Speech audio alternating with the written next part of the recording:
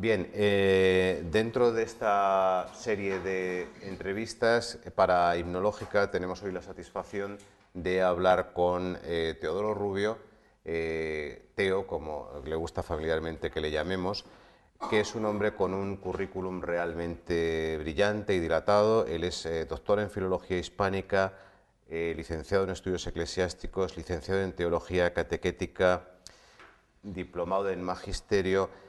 Es además un gran poeta, todo hay que decirlo, con múltiples galardones. Yo creo que tienes prácticamente todos los premios habidos y por haber en cuanto al tema de poesía. Pero hoy además nos va a hablar de un tema que es una de sus debilidades, que es bueno, pues este tema que hemos pretendido enfocar contrastándolo con lo que sabemos de la hipnosis, el tema del demonio, de la posesión diabólica y de estos temas que a la gente normalmente le causan mucha inquietud, y él nos va a dar seguramente una visión muy, muy interesante de todo esto. Teo, lo primero, gracias por estar aquí con nosotros y enseguida vamos a pasar a la acción. El demonio, hoy en el siglo XXI, tú que eres sacerdote, ¿cómo se considera hoy en día esta figura del demonio? Gracias a vosotros por invitarme en esta mañana. El demonio es un tema, como ha sido siempre, ¿no? Un tema casi tabú.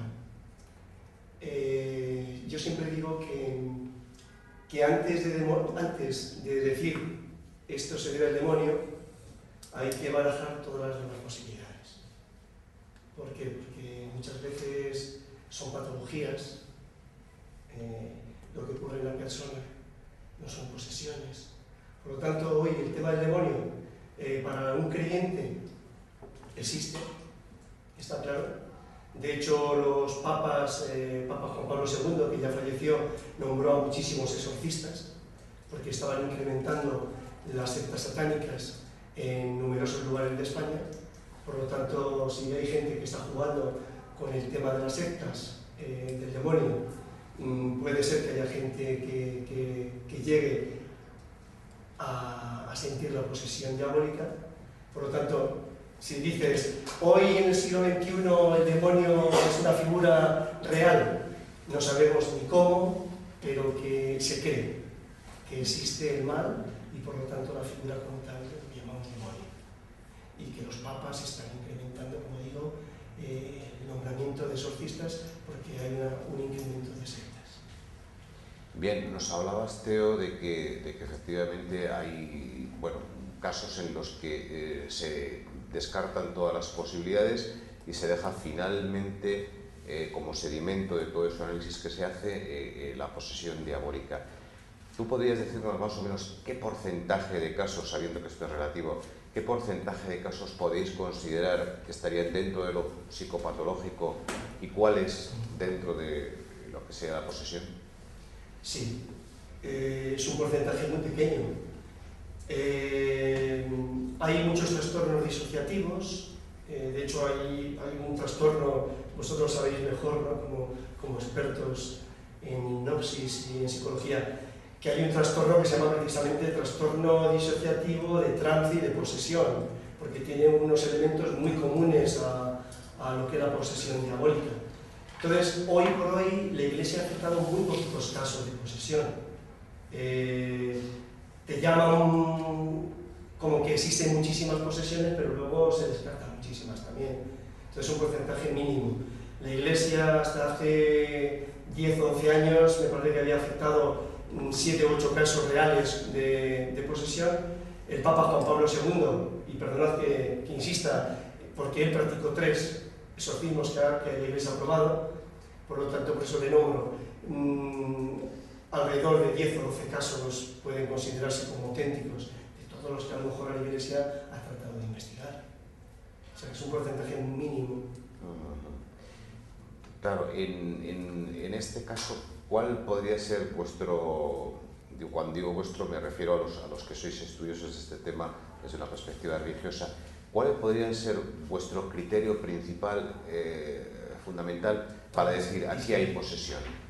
Bueno, el ritual del exorcismo, el ritual romano, marca sobre todo 3 puntos que son los principales y los que hacen distinguirse de todas las demás patologías.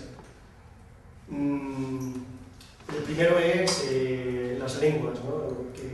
que realmente después de demostrar, de estar mucho tiempo con el posible poseso, ¿no? Que hable lenguas, que se cerciore uno de que no ha tenido posibilidad de aprenderse esas lenguas, etcétera, etcétera. Lenguas extrañas. Sin embargo, perdona que te interrumpa ahí un momento, pero parece ser que los pentecostalistas sí. también consideran el don de lenguas, en este caso, como algo positivo, como algo carismático. Sí, sí, eso es cierto, pero es una forma de distinguir, porque junto a lo de las lenguas se produce en el posible poseso una fuerza extraordinaria que no es normal por su peso, por su estado y por la gente que conoce.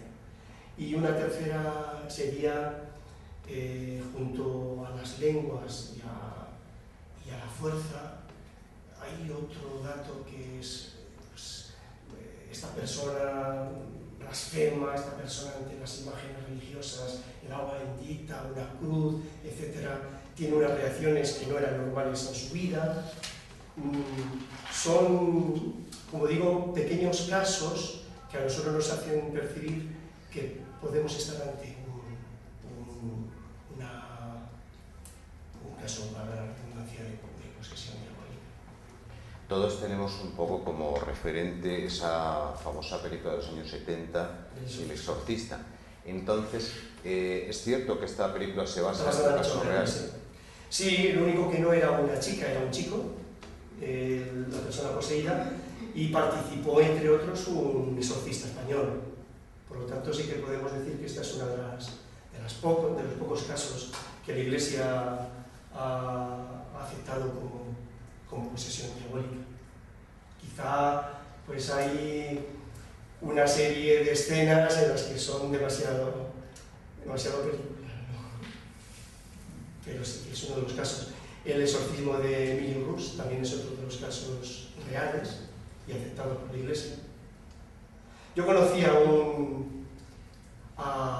un sacerdote misionero llamado Alfeo Emaldi, era de un pueblecito de la Romaña italiana, y se había ido muchos años de misionero a Japón.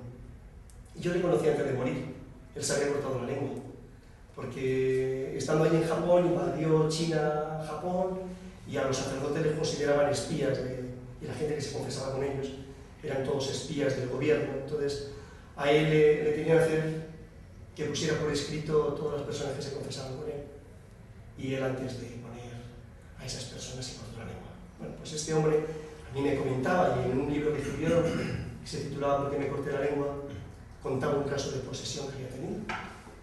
Él estaba en clase, daba clases, y le llamaron: padre, que hay una chica que tiene el demonio dentro, y él dice que se reía ante este caso, porque él no creía, era una persona incrédula en el tema de las posesiones diabólicas.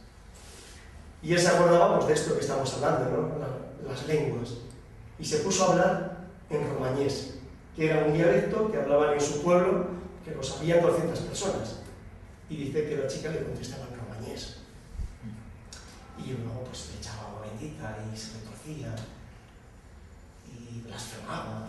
Bueno, pues él, que era una persona incrédula, sin embargo llegó a aceptar este caso como una posesión, y lo hablaba pues, en vísperas casi de su muerte, un año antes de morir, nos contaba este caso de posesión. Hay poquitos, pero sí que existen, creemos.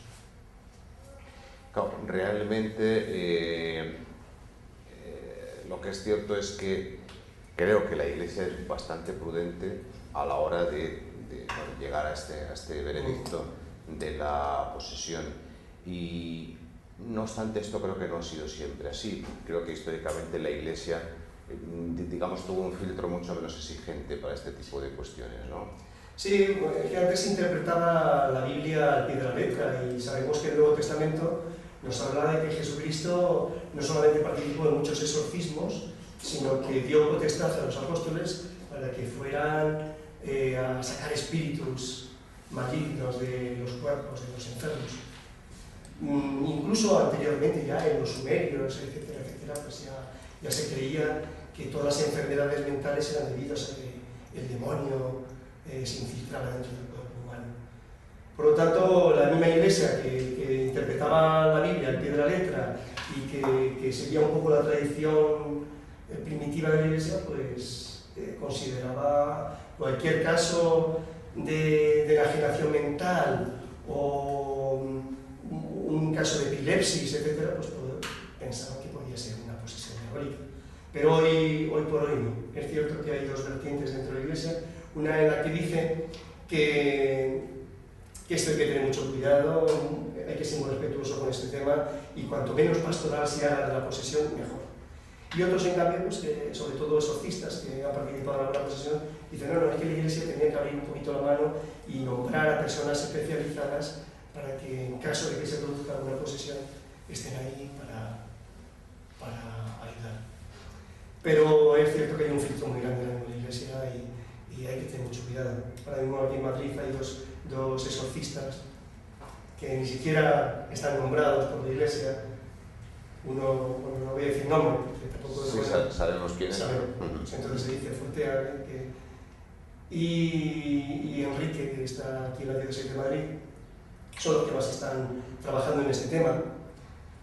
Pero la Iglesia les da un poquito miedo. De hecho, a alguno de ellos les ha dicho, cuidado, que este tema también hay que sacarlo más del contexto. Hay que dar miedo. En tu experiencia personal, hay que decir que Teo tiene un acervo de experiencias interesantísimas. Él ha estado en muchos países, siempre haciendo labores humanitarias, y de hecho él ahora está en una ONG, que luego me gustaría que nos comentaras también este tema, por el que has sido también últimamente pues, entrevistado en los medios de comunicación.